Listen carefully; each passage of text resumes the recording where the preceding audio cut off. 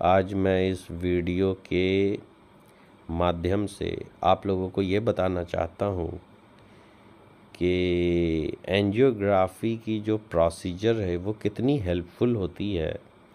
Angiography एक तो हो गया कि सिर्फ डायग्नोसिस के लिए हुआ कि ब्लड वेसल में कहाँ पे ब्लॉकेज है, लेकिन एंजियोग्राफी को सिमल्टेनियसली कराया जाता है जब एंजियोप्लास्टी हो या बलून एंजियोप्लास्टी हो। एक चीज़ मैं क्लियर कर देता हूँ, इसको एंजियोप्लास्टी सर्जरी के नाम से भी जाना जाता है। तो हार्ट का जो सरफेस होता है ना, उसके ऊपर जो वेसल्स होते हैं, उसके सरफेस पे जो वेसल्स होते हैं वो कॉर्नरी आर्टरी होते हैं और वो अक्सर ब्लॉक कर जाते हैं, जिसकी वजह से हार्ट अटैक होता है। ओके, तो सबसे पहले हम लोग यहाँ पे देखेंगे कि रूट जो होता है ना आयोटा का, वहाँ से निकलते हैं ये वेसल। ठीक है, तो इसमें आप देख सकते हैं कि ये वेसल दिखाई दे रहे हैं और ये वेसल के अंदर अगर हम लोग देखते हैं तो यहाँ पे प्लग भी दिखाया जा रहा है कि नैरो हो गया, काफ़ी ब्लॉकेज की स्थिति काफ़ी डेवलप कर गई है। तो इस प्रोसीजर को करने से पहले क्या होगा कि आईवी लाइन तैयार करना पड़ेगा जिससे ड्रग दिया जा सके। ठीक है, नेक्स्ट हार्ट की मॉनिटरिंग होगी। सीडेटिव ड्रग दिया जाता है, चाहे ओरली दिया जाए चाहे इंट्रावेनसली दिया जाए, जिससे पेशेंट काफ़ी कूल और काम हो जाए और उसको किसी तरह की एंग्जाइटी नहीं हो। ये जो निडल को प्रिक किया गया, डाला गया, पंक्चर किया गया इलियक आर्टरी से, इस प्रोसेस को कहते हैं सिल्डेंजर टेक्निक।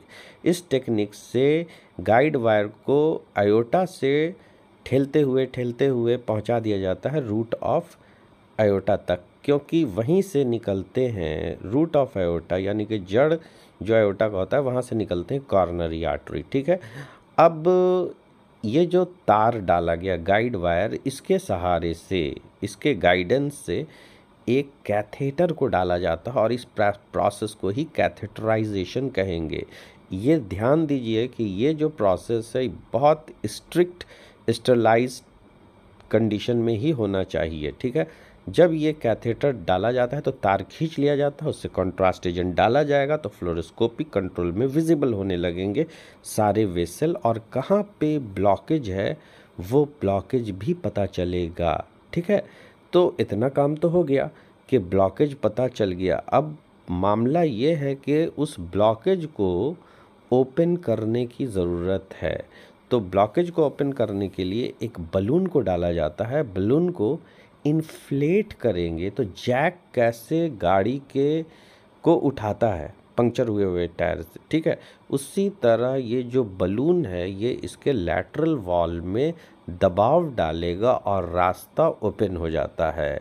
ठीक है, तो इस प्रोसेस को हम लोग क्या कहेंगे, एंजियोप्लास्टी, जिसमें बलून को डाला गया और बलून के सहारे से रास्ते को ओपन किया गया। लेकिन और एक मेथड है जिसमें स्टेंट को प्लेस किया जाता है। ठीक है, और स्टेंट सिकुड़े हुए रहते हैं, इसमें बलून होगा वो फैलेगा तो स्टेंट को चारों तरफ से फैला देगा और बलून को फिर उसके एयर को निकाला जाएगा, ये फैला रह जाता है, रास्ता बना देता है और वहाँ पे लॉक हो जाता है। ठीक है, और उसके बाद जो भी बलून वगैरह है उसको खींच लिया जाएगा बाहर, और उसके बाद जिस जगह पे इलियक आर्टरी के पास अप्लाई किया जाता है प्रेशर बैंडेज की ब्लड की लीकेज नहीं हो, patient lie on back for several hour, check for bleeding और चेस्ट पेन। ओके, उसके बाद पेशेंट को डिस्चार्ज कर दिया जाता है। तो उम्मीद है उसी दिन किया जाएगा, उसके